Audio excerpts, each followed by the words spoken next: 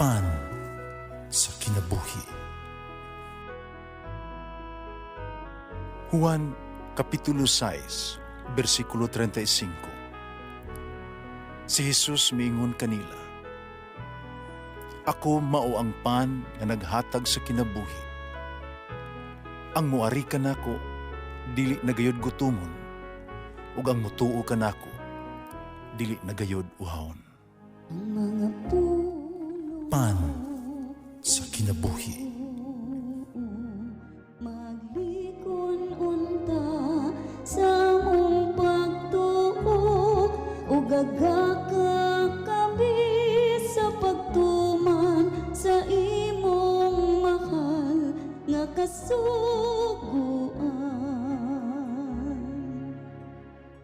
Ang Ginoo na kaninyo.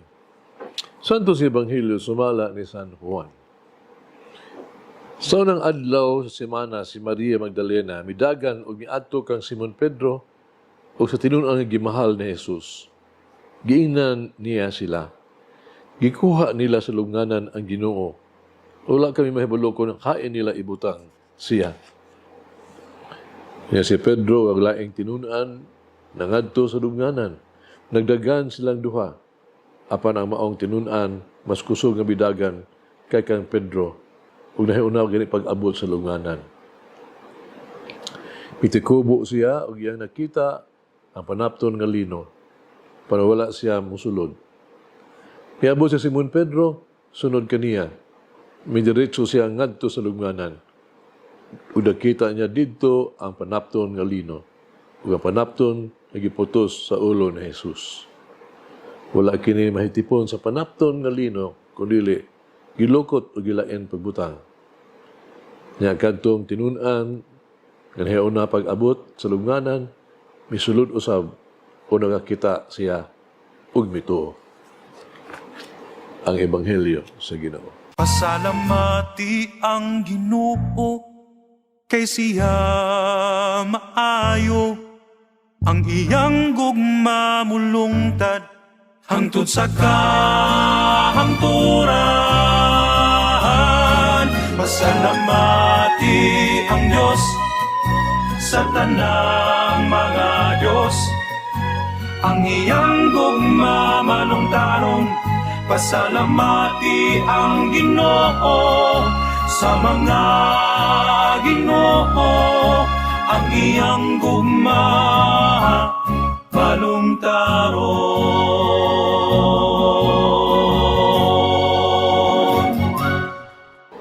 Sa ulog karon sa itong simbahan ang kapistahan ni San Juan Evangelista. Unsa man ang buluhaton sa usa ka Evangelista? Sumala kang San Juan, no? Ipadayag niya sa katawhan ang iyang nakita, iyang nadungog, ang iyang personal experience. Sa iyang bahin, unsa ang nakita ni Juan nga iyahang nadungog o gituhuan? Si Jesus. Siya nakig-uban kaniya. Siya nakadungog kaniya nga nagtudlo. Siya nakakita kaniya nga namatay. Siya saksi ngadto sa walay pagsulod sa empty tomb. Nasaksihan niya sa mga Ebanghelyo karon. O siya sa nakita ni Jesus nga nabanhaw.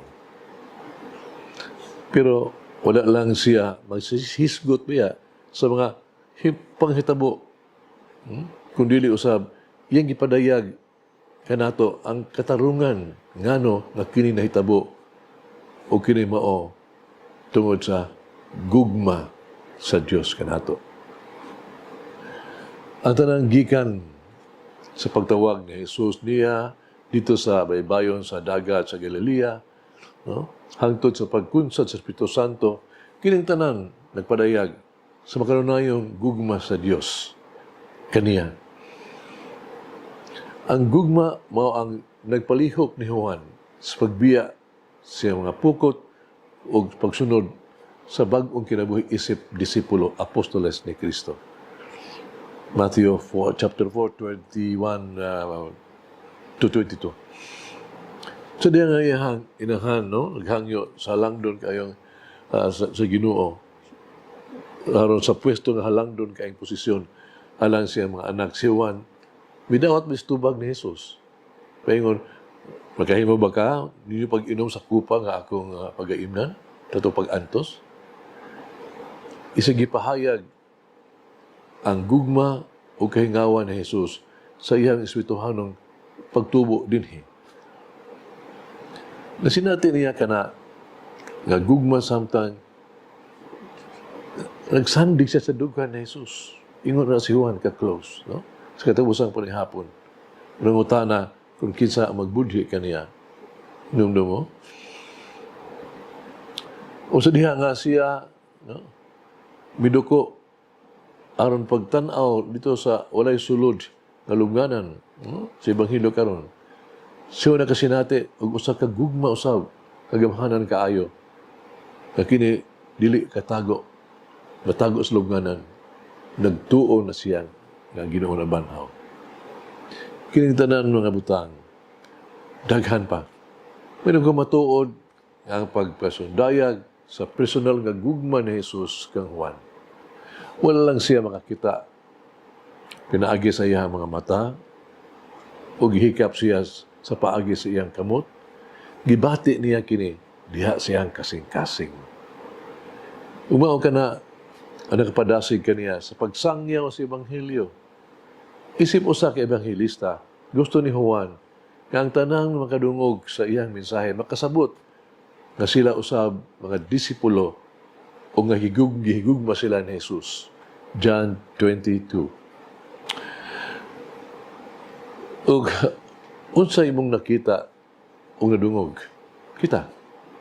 Sama kang Juan, ikaw ako usab minahal nga disipulo ni Jesus. O kaya nagpasabot na ikaw ug ako usab magpahayag sa gugma sa Dios ngadto sa mga tao sa atoang palibot. Dili kini tinuod lisod kaayong buhaton. Pangitaan lang og mga paagi ba pag padayag ba sa imong kasing-kasing ang balaang ang pulong ang danag sa Espiritu Santo ug siya na ang mabuhat sa uban. Siya na ang tawag na ito, mag-ablis itong mga mata, siya na ang magtudlok na ito, siya itong isulti, siya na ang bahala sa kinabuhi. Sampit lang kaniya. Let us pray. Lord, thank you for this blessed Christmas season. Fill us with your grace and peace, and may your blessings of joy overflow in our lives. Shower us with your love, and may we extend love and blessings towards those around us. Amen. Mama Mary, teach me to ponder each situation that I may discover the presence of the Lord and His will. Malangin ang Diyos magagawa sa tanan, Amahan, Anak, Espiritu Santo. Amen. May the Lord of the divine mercy bless us all, heal us from all diseases and suffering. Ayun unta niya kita, tanang mga sakit na sa lawas o sa kalag, body and soul. In the name of the Father, the Son, and of the Holy Spirit. Jesus, I trust in you. Amen. Whoever eats the bread of life will never hunger, says the Lord. Kay galaan inyong nabati ang pagpaambit ug hamubong pamalandong sa pulong sa Dios pinaagi sa tulumanon. Pan sa kinabuhi nga gidumala ni Monsignor Daddy Selva. Hangtod na usab sa sunod higayon, daghang salamat. The bread of life.